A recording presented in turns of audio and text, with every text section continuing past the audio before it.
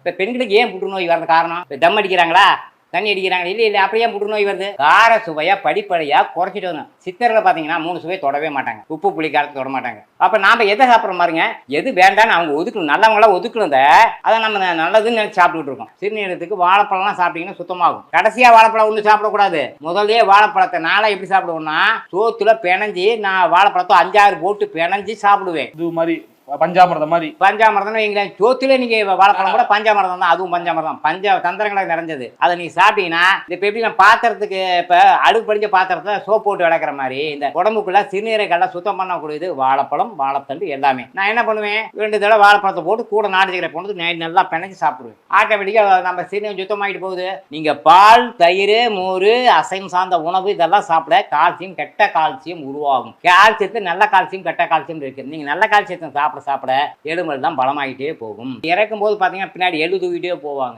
ஏன்னா நீ என்னைக்கா எள்ளு சாப்பிட்டு எலும்பு பலமா இருக்கும்டா, நீ எல்லே சாப்பிடாம விட்டுட்ட, அதனாலதான் ஜெயிக்கிற போய் சேர்ந்துட்ட, அதனாலதான் எள்ளு தர்ப்பணம் பண்றாங்க. அப்புறம் அகத்திக்கீரைன்னு ஒண்ணு வைப்பாங்க இறந்தவங்களுக்கு. ஏன்னா அது பேர் என்னங்க, அகத்தி. அகத்தில் ஏற்படும் தீயை வெப்பத்தை தணிக்கிறது அகத்திக்கீரை. என்னைக்கா நம்ம அகத்திக்கீரை சாப்பிட்டுருக்குமா, சாப்பிட்டதே கசப்பு. மாட்டு கொடுக்க பாருங்க, நல்லா மென்னு ரசிச்சு சாப்பிடும். ஓகேவா? அதனாலதான் ஏன்னா கசப்பை கொஞ்சமா சாப்பிடணும். கசப்பு இருந்தா அதுல ஏதோ ஒரு நல்ல குணம், மருத்துவ குணம் இருக்கு. ஏன்னா பாகற்காய் இருக்குது. நீங்க போய் ரொம்ப ஆராய்ச்சிலாம் பண்ண வேண்டாம். கடுக்காய் பொடி, நெல்லிக்காய் பொடின்னு இருக்கு. கசப்பு நிறைய இருக்கு. இது மூடிய கசப்பு, சைடு எஃபெக்டே கிடையாது. மாத்திரை மருந்து சாப்பிட்டீங்கன்னா கெமிக்கல்ஸ் இருக்கு, சைடு எஃபெக்ட் இருக்கு. நம்ம சைடு எஃபெக்ட் தெரிஞ்ச சில பேர் பயமா போறாங்க. ஆனா நம்ம மூலிகையிலே இருக்குதையா, அப்ப அதை சாப்பிட்டுக்குங்க. 6 சுவை உடம்புல சேர்த்துக்கிட்டே இருங்க, டெய்லி சேர்த்துங்க. முதல்ல இனிப்பு சாப்பிடணும். இனிப்பு சாப்பிட்டீங்கன்னா தான் உங்க உதட்டுக்கும் மணியலுக்கும் இறப்பைக்கு பலம் கிடைக்கும். அதுக்கப்புறம் நீங்க மற்றவனுக்கு கொடுக்கணும். இப்ப நேரம் இட்லி, தோசை, உங்க பிரியாணி இனியை சாப்பிடுறீங்க, போனவங்க வெட்டிடுறீங்க. அது எங்க இனிப்பு சுகர் இருக்கா? அப்படி சாப்பிட்டதான் சத்தா மாத்தாது, கழிவு மலமா தான் வெளியே. அது எதுக்கு சார் அவ்வளவு மெனக்கெட்டு போய் தின்னு விட்டு அதை வெளியே தரலாம், இருக்கிற சத்தையும் வெளியே புடிங்கிட்டு போயிடும். நீங்க இப்ப சொன்னீங்க அகத்திக்கீரை ரொம்ப முக்கியம். இந்த தழைகளை சாப்பிடுறது எவ்வளவு முக்கியம்? இல்லை இதால மூலிகை இல்லை, அதுதான் மூலிகை. நாங்க இப்ப கரிசலாங்கண்ணி இருக்காங்க, கரிசலாங்கண்ணி சாப்பிட்டீங்கன்னா கரிசலாங்கண்ணி, பொன்னாங்கண்ணி கீரை, முருங்கைக்கீரை.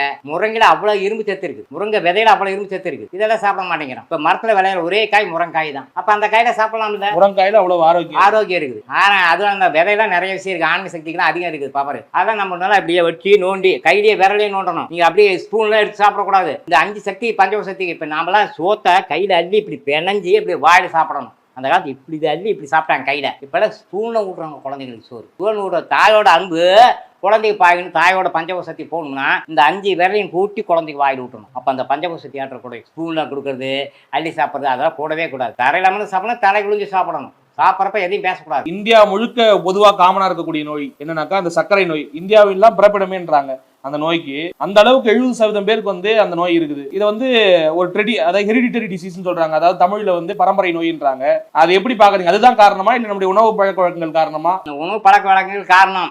நான் சொல்றேன்னா அறிவாளியாரு, புத்திசாலியாரு, பலசாலியாரு, இது 3 வேணும்னா அத்தனை சச்சனை தமிழுக்குள்ள வந்து இயற்கைக்குள்ள வரணும். இறைவன் மருத்துவத்துல ரகசியம் இருக்கு. சித்தர்கள் சில மூலிகை சொன்னாங்க. அந்த காலத்து மக்களுக்கு மூலிகை ஏத்துக்குச்சு. ஏன்னா அது சுத்த தேகமா இருந்துச்சு. இப்ப எல்லாம் கழிவு தேகமா, கழிவு உணவு, கழிவு தேகம்.